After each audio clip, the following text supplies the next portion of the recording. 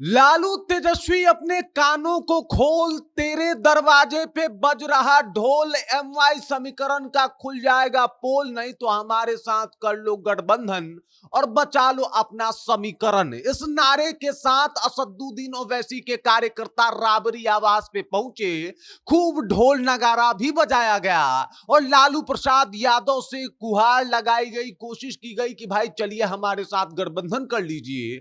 और ये जिस तरीके से असदुद्दीन ओवैसी लालायित हैं एकदम आरजेडी के साथ आने के लिए, उसका एक झलकी भी दिखा। पूरा ढोल नगारा अख्तरुल ईमान जो है वो बजा रहे थे, तमाम उनके कार्यकर्ता उनके पीछे पीछे चल रहे थे और ये सब कुछ हो रहा है मुसलमान वोट के लिए। अब पूरी कहानी क्या है सब कुछ आपको विस्तार पूर्वक बताऊंगा।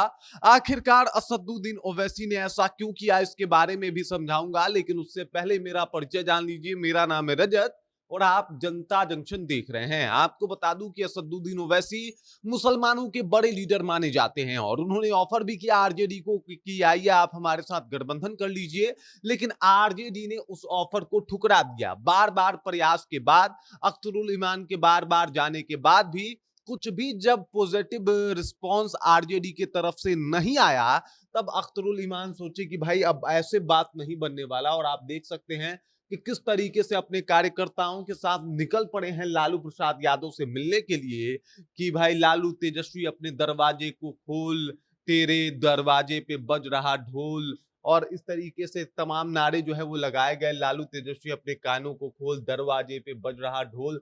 इस तरीके से जो है वो तमाम तरीके से कोशिश कर रहे हैं कि भाई साहब हमें जो है वो शामिल किया जाए गठबंधन में। इस बैनर पे आप देख सकते हैं कि सेक्युलर वोटों के बिखराव को रोकने के लिए जो है वो एआईएमआईएम की तरफ से ये एक सकारात्मक पहल है कि आप हमारे साथ आ जाइएगा, कोई आपका वोट नहीं कटेगा और एक जगह जो है वो वोट गिरेगा। इसके लिए आप हमारे साथ गठबंधन कर लीजिए। आरजेडी से गठबंधन के लिए एकदम से उतावले हैं अख्तरुल ईमान। लेकिन मजे की बात तो ये है कि तेजस्वी यादव की तरफ से कोई पॉजिटिव रिस्पांस नहीं मिला। लालू प्रसाद यादव तो जैसे ठान के बैठे हैं कि भाई हम जो है वो एआईएमआईएम के साथ कोई गठबंधन नहीं करने वाले। अब देख लीजिए, एआईएमआईएम ने भी एक बड़ा शानदार सोचा समझा बात दुनिया के सामने और जनता के सामने दिखाने की कोशिश की कि भाई साहब हम ढोल नगारे पीटते रह गए कि भाई आप आइए हमारे साथ गठबंधन कर लीजिए, लेकिन ये गठबंधन नहीं किए क्योंकि इनको अपना मुसलमान वोट बचाना था। इनको सिर्फ और सिर्फ तेजस्वी यादव दिखाई दे रहे थे और इस वजह से इन्होंने मुसलमानों के नेताओं को नाराज किया, नजरअंदाज किया। और इसी पहल के साथ अख्तरुल ईमान जो है वो लालू और तेजस्वी यादव के दरवाजे पे पहुंचे थे, लेकिन वहां पे कोई पॉजिटिव जब रिस्पॉन्स उनको नहीं मिला और तो और वहां के जो गार्ड थे उनको अंदर घुसने नहीं दिए। जबकि इन तमाम लोगों का कहना था कि भाई राबरी आवास के अंदर जाने दीजिए, हमें लालू यादव से मिलना है, बातचीत करना है। तेजस्वी यादव से कहना है कि गठबंधन कीजिए। गठबंधन क्यों नहीं कर रहे? अगर गठबंधन नहीं करेंगे तो इसका फायदा भाजपा को पहुंचेगा, एनडीए को पहुंचेगा। लेकिन फिर भी वहां के लोग तैयार नहीं हुए और यही सब कुछ असदुद्दीन ओवैसी दिखाना चाहते हैं कि भाई आप जिन्हें मानते हो कि वो मुसलमानों के नेता हैं, असल में वो सिर्फ और सिर्फ अपना बात सोचते हैं, अपने बारे में सोचते हैं। मुसलमानों से उनको ज्यादा लेना देना नहीं है। मतलब बताइए, ढोल नगारा पीटते हुए ये तमाम लोग गए, लेकिन उन लोगों ने कोई भी पॉजिटिव रिस्पॉन्स नहीं किया। अब देखिए, बिहार की अगर सियासत में देखा जाए तो एमवाई समीकरण के ऊपर जो है वो आरजेडी आज तक राजनीति करते हुए आई है। और एम मतलब मुस्लिम होता है, वाई मतलब यादव होता है, यहां तक तो सबको पता है। लेकिन ये जो मुसलमान वोट है वो अब कहीं ना कहीं थोड़ा बहुत ट्रांसफर भी हो जाता है एआईएमआईएम के तरफ कि भाई चलिए हमारे नेता तो असदुद्दीन ओवैसी हैं, हम उनको वोट करेंगे। क्योंकि पूरे हिंदुस्तान में जो मुसलमानों का आवाज बनता है और बड़े ही मुखरता के साथ मुसलमानों की दुख और समस्याओं को रखता है वो असदुद्दीन ओवैसी हैं। तो ऐसे में मुसलमानों के दिल में असदुद्दीन ओवैसी के लिए सॉफ्ट कॉर्नर कॉर्नर होना लाजमी है।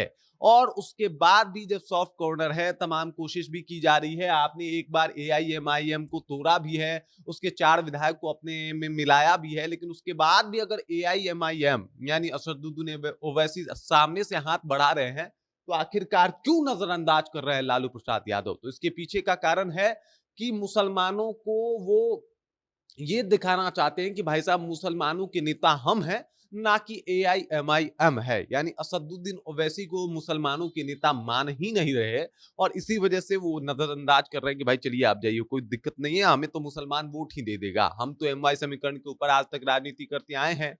और असदुद्दीन ओवैसी ने ये साबित कर दिया कि देख लीजिए आपके रहनुमा को आपकी कदर नहीं है, क्योंकि आपकी कदर वो क्या ही करेंगे जो आपके आवाज उठाने वाले के साथ चुनाव ही नहीं लड़ना चाहते। वो दिखाना चाहते हैं कि भाई हम ही सर्वे सर्वा हैं। अब ऐसे में आरजेडी को नुकसान भी हो सकता है कि भाई जो ये स्टंटबाजी किया है ना AIMIM, मतलब उस असदुद्दीन ओवैसी की पार्टी, उससे कहीं ना कहीं धाराशायी होता हुआ आरजेडी नजर आ रहा है। या तो गठबंधन कर ले, नहीं तो बिहार विधानसभा चुनाव में बड़ा मुश्किलों का सामना करना पड़ सकता है। बाकी इस खबर, इस जानकारी को लेकर आप क्या सोचते हैं, आपके जहन में क्या कुछ चल रहा है, कृपया कमेंट कीजिए और अपना विचार हम तक पहुंचा दीजिए। बाकी आप देख रहे हैं जनता जंक्शन और मेरा नाम रजत है।